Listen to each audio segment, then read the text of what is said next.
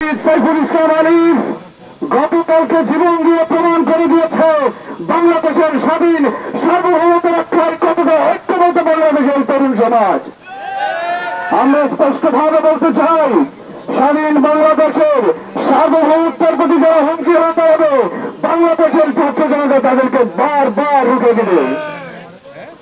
সংগ্রামী বন্ধুগণ, বাংলাদেশে যখন সংখ্যালঘু হিন্দুরা আন্দোলন করছিল সংখ্যালঘু অধিকার নিয়ে, আমরা তাদের সাপোর্ট করেছি, প্রতিনিয়ত আমরা তাদের সঙ্গে মিটিং করেছি, কিন্তু তারা নেতা বানিয়েছে কাকে?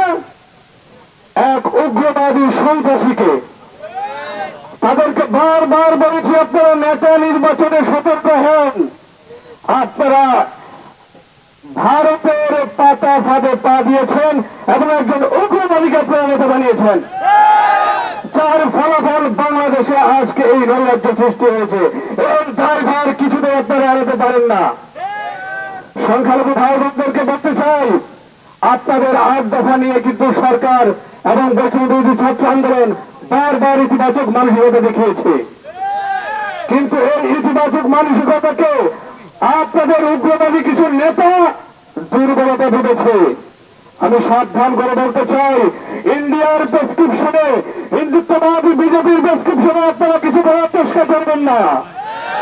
বাংলাদেশের স্বাধীনভাবে বাঙালি বাংলাদেশে আর কখনো এই আপনাদের এই প্রতারণা, এই ফাঁদ পাতা ফাঁদকে মেনে নিবে না।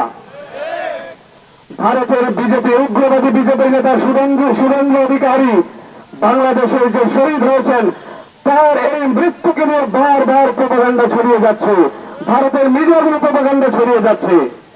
আমরা বাংলাদেশের সাংবাদিক, দেশপ্রেমিক সাংবাদিক ভাইদেরকে অনুরোধ করব, মিডিয়ার মাধ্যমে ভারতের এই গতি মিডিয়ার প্রতি আপনারা দাঁত ভাঙা জবাব দেন। বাংলাদেশের স্বাধীনতার সার্বভৌমত্ব রক্ষায় আপনাদের যে দায়িত্ব, সেই দায়িত্ব আপনারা পালন করুন। আজকে শহীদ সাইফুল ইসলাম আলিফের শাহাদাতের 24 ঘন্টা প্রায় পেরিয়ে যাচ্ছে। বাংলাদেশের মানুষ এই সাম্প্রদায়িক সম্প্রীতির প্রমাণ দিয়েছে, তাই আজকের এই সমাবেশ সেটার প্রমাণ।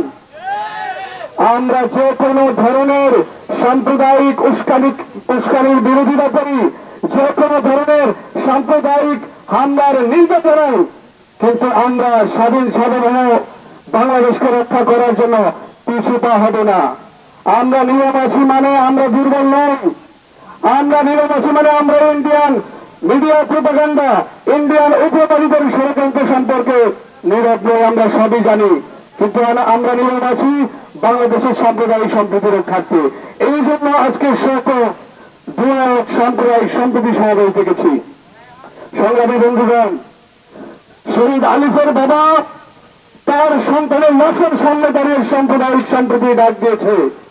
আপনারা এটা ব্যাপারটি মাথায় রাখুন, শান্ত থাকুন, শান্ত থেকে এই যে ষড়যন্ত্র হচ্ছে, এই ষড়যন্ত্রের বিরুদ্ধে আপনারা ঐক্যবদ্ধভাবে লড়াই করুন।